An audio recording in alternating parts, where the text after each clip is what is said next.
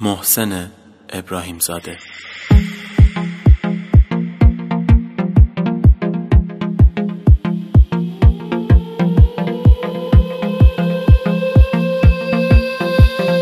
از سر عادت چراحت دلم تنگ میشه، من با اجازت سر ساعت دلم تنگ میشه، دم به دقیقه عمیقه علاقم به تو، به این طریقه دقیقه علاقم به تو. از سر عادت چراحت دلم تنگ میشه، من با اجازت سر ساعت دلم تنگ میشه، دم به دقیقه عمیقه علاقم به تو، به این طریقه دقیقه علاقم به تو.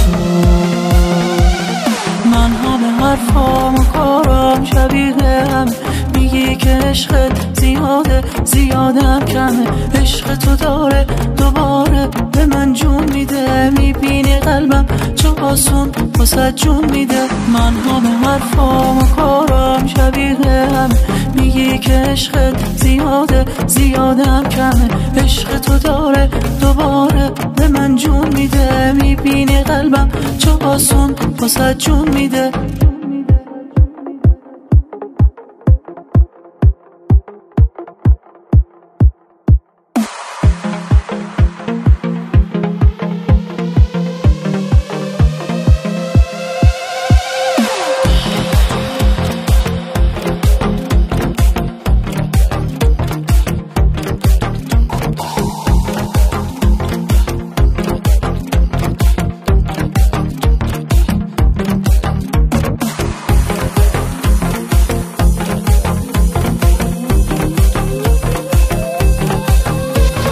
از سر عادت چراحت دلم تنگ میشه، من با اجازت سر ساعت دلم تنگ میشه، دم به دقیقه عمیقه علاقم به تو، به این طریقه دقیقه علاقم به تو.